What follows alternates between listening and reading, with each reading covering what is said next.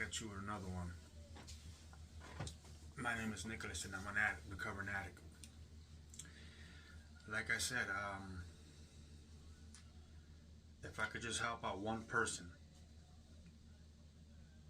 I'm trying to start up this YouTube channel, Addiction and Recovery Talk. I've been through a lot, and I was on drugs since I was 19 to 35. 34 is when I stopped using. I found a new way of living. I always when I was growing up, I thought I was the odd one out of the family, the black sheep, as they say. And like I said, I'm the second oldest. I have my older brother. I'm the second oldest, and I have three more brothers and two sisters. And I'm the second oldest. And like I said, me going to school, I was always in trouble. I was the class clown. Excuse me. I never would listen. Always would get suspended. I was one of those that, like I said, a class clown. I was always trying to seek attention, because growing up, I felt like, I was the black sheep of the family. And, I found this thing called marijuana. And I found this drug called marijuana, and started smoking at a young age. Thought it was cool, started smoking cigarettes at a young age. And I just kept living my life, getting in trouble, getting in school suspension, so on and so forth. And I had a kid at a very young age too. I was about 14 when I had my first kid. And I was living in a housing project called Cumberland Gardens. And I was always doing out late, never with the family, always outside, trying to fit in. And like I said, I discovered this drug called marijuana, and I liked it. So kept smoking, around 18, 19. Started going to high school. I had caught a charge when I was young. I think it was receiving stolen property. They caught me with a stolen dirt bike. And I remember this one time, it was me, my cousin, and my cousin's boyfriend. Me and my cousin were fighting on who was going to make juice, because we were going to go out to the swimming pool. And I was at my mom's house. Well, we were at my mom's house. And I remember us fighting, oh, I'm not making juice. No, you're making juice. I'm not making juice. Fuck that, this and that. So at the time, they were looking for me, juvenile probation. And if it hadn't been me and my cousin arguing, if one of us would have just made the juice, it would have been all right. Next thing I know, Lehigh County Probation Office. Officer knocking at my mom's door. So yeah, they caught me, and I did about, I want to say I did 6-7 months in a youth forestry camp up there in Hickory Run State Park. And did some time there, did what I had to do, came out. And around that time I was 19, 18, 19. And me and my two cousins always used to hang around. And we used to live, on a block, Penn Street, down in Allentown. And at the time, my uncle was selling drugs at the time. So, and I was selling for him. And I was always wondering, like, why is everybody always wanting this drug, buying this drug? Like, I was curious. So one day it was me, and my two cousins, and we were in her house, and my cousin had tricked us, me and my other cousin, on she had this powder substance, and she was telling us that it was powder cocaine. So me and my cousin go and try it, And then next thing we know, me and my cousin are throwing up all over the place. And at the time, my aunt wasn't dumb. She already had knew before we even knew that, there was something up. So it's throw up all over the street, all over the little gangway where she lived. She came outside, saw throw up everywhere. It was like, something's funny here, something's not right. So, come to find out, it was never powder cocaine. It was heroin. So, how they say you do it 3 times in a row, then you start getting sick. So that started happening. We started getting sick. So now we're hooked. And like I said, my uncle used to sell drugs at the time. So, there was no other way but to sell drugs for my uncle to keep my addiction, support my addiction. So I started selling for my uncle just to support my habit, and at 19 I was, like I said, I thought it was cool, trying to fit in, not knowing what the hell I was doing, and sure enough, I became addicted to heroin. And life goes on, just waking up every day, selling dope just to get high, and spending money on it, and it was just ridiculous. I don't remember till today. I don't remember how many rehabs I've been to.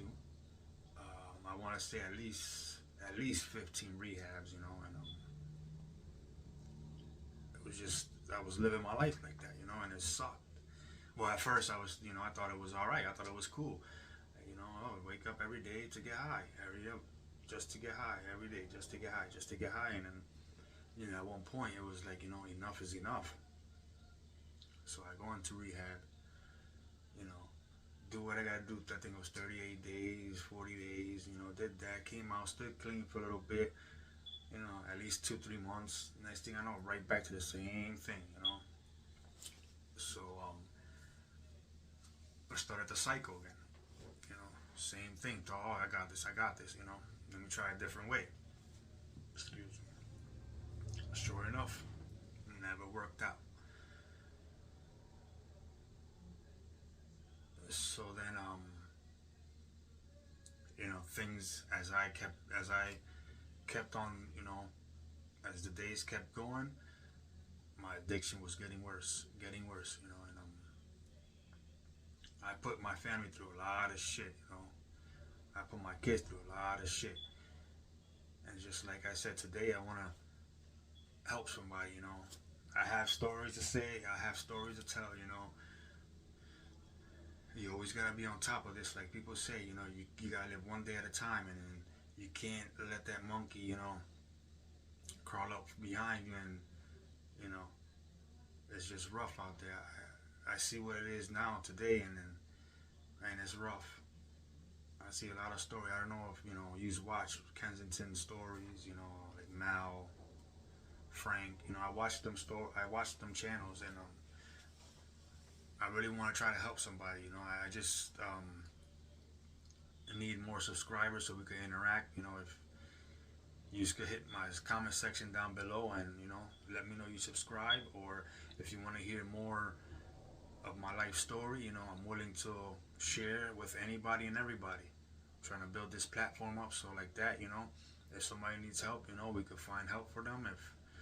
If you just want to talk, we could talk about it, So yeah, let's see this introduction of chapter 4, step 1.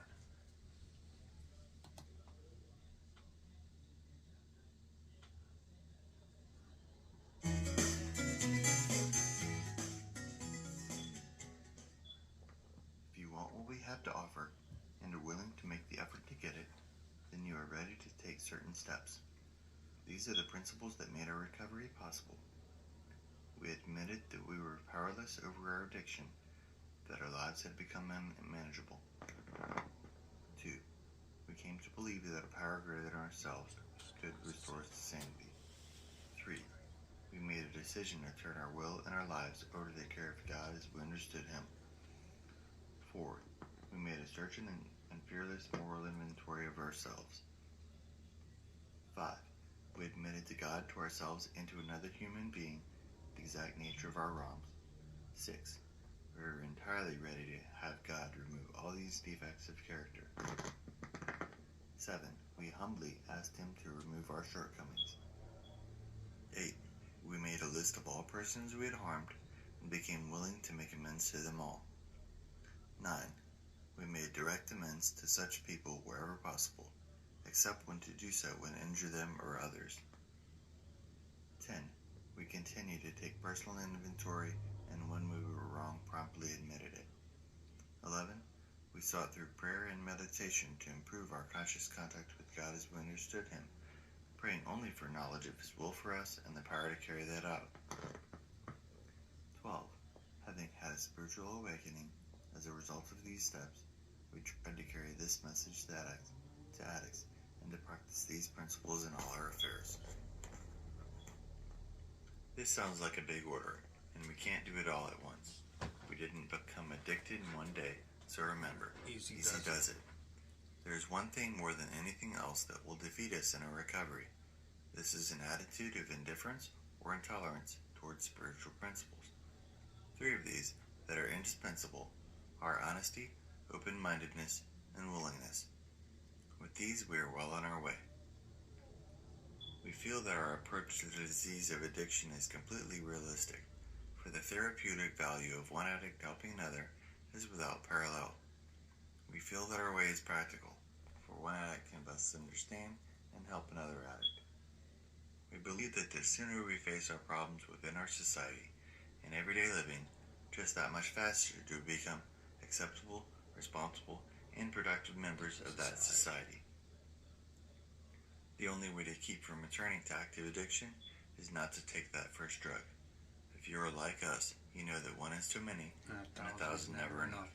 We put great emphasis on this, for we know that when we use drugs in any form, or substitute one for another, we release our addiction all over again.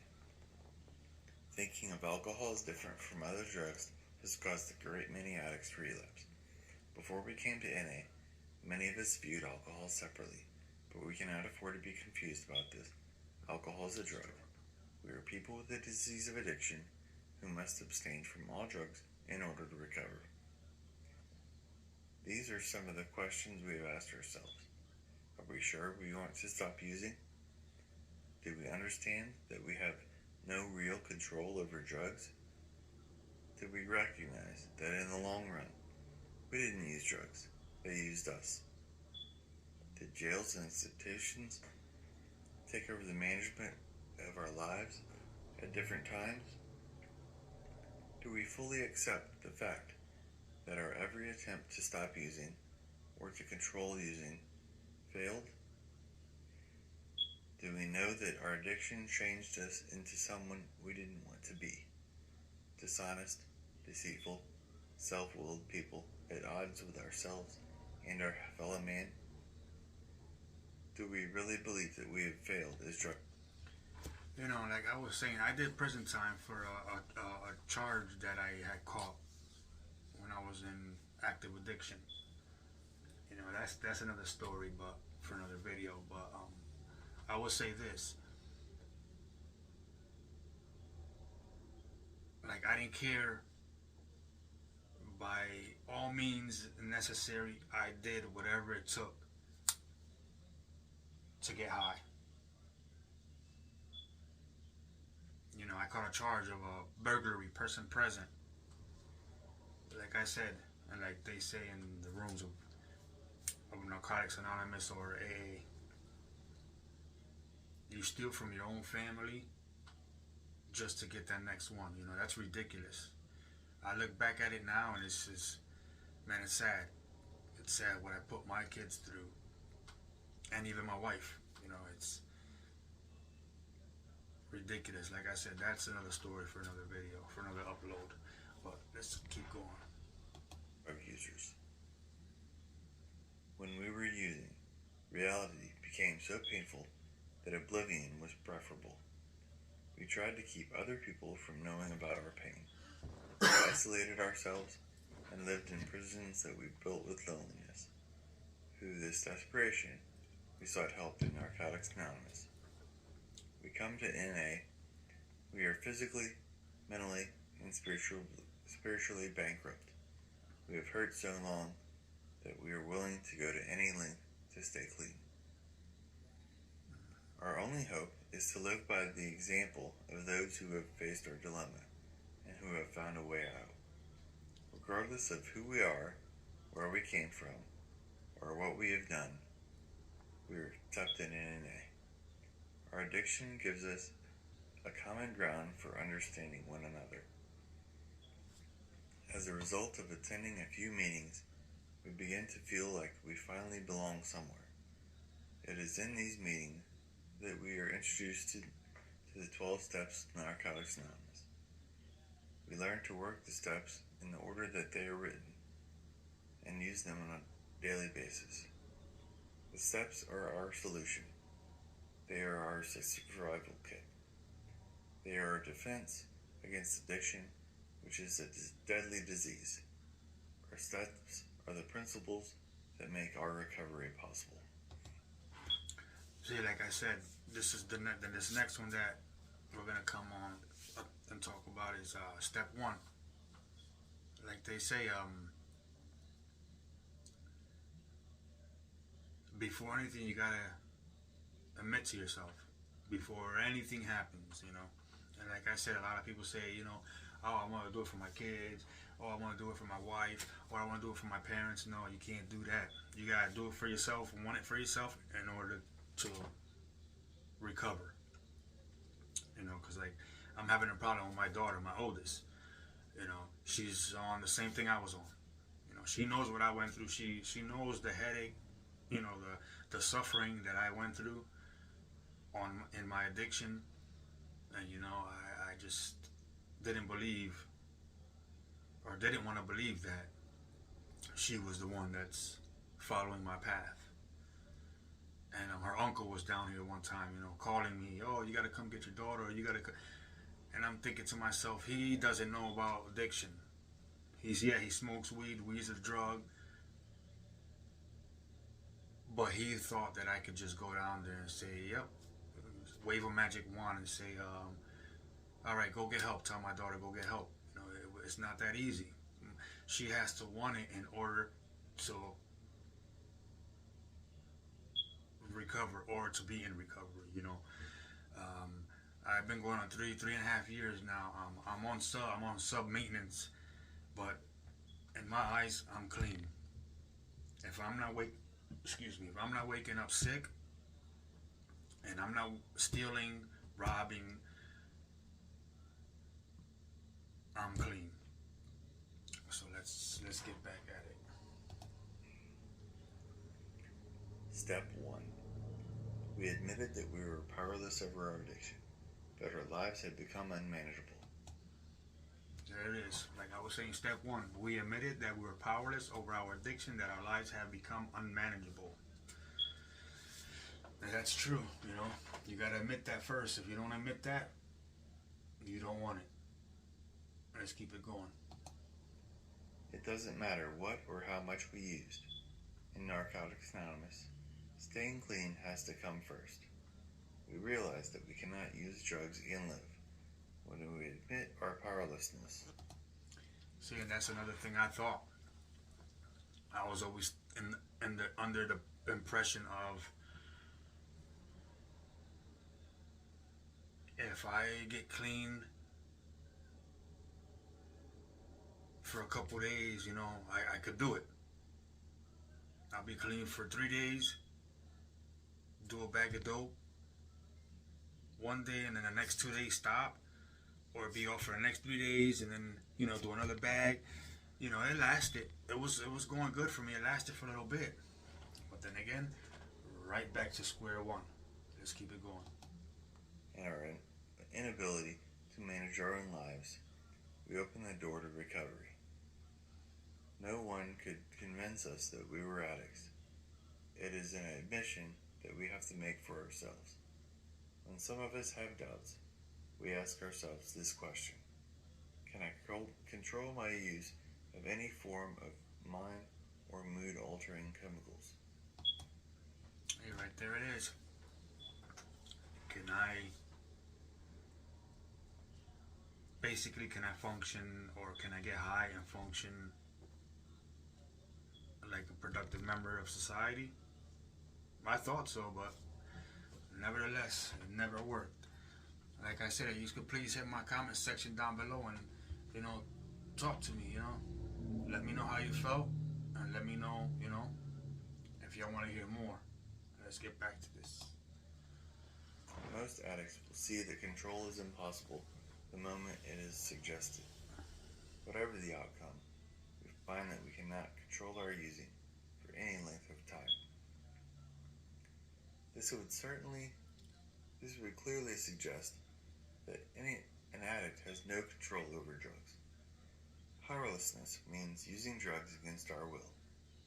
If we can't stop using, how can we tell ourselves we are in control? The inability to stop using, even with the greatest willpower and the most sincere desire, is what we mean when we say we have absolutely no choice. However, we do have a choice after we stop trying to justify our using. We didn't stumble into this fellowship brimming with love, honesty, open-mindedness, or willingness. We reached a point where we could no longer continue using because of physical, mental, and spiritual pain. When we were beaten, we became willing. Our inability to control our usage of drugs is a symptom of the disease of addiction. We are powerless not only over drugs, but over our addiction as well. We need to admit this fact in order to recover. Addiction is a physical, mental, and spiritual disease that affects every area of our lives. The physical aspect of our disease is the compulsive use of drugs, the inability to stop using once we have started. The mental aspect of our disease is the obsession, or overpowering desire to use, even when we are destroying our lives. The spiritual part of our disease is our total self-centeredness. We felt that we could stop whenever we wanted to, despite all evidence to the contrary. Denial, substitution, rationalization, justification, distrust of others, guilt, embarrassment, dereliction, degradation, isolation, and loss of control are all results of our disease. Alright, let's stop there. Like I said, hit my comment section, you know what I mean? Let's interact. I don't bite. I just want to grow this platform, help somebody. So if you could please hit my comment section down below. Please subscribe to my YouTube channel, Addiction and Recovery Talk. God bless you and thank you very much. See you on the next one.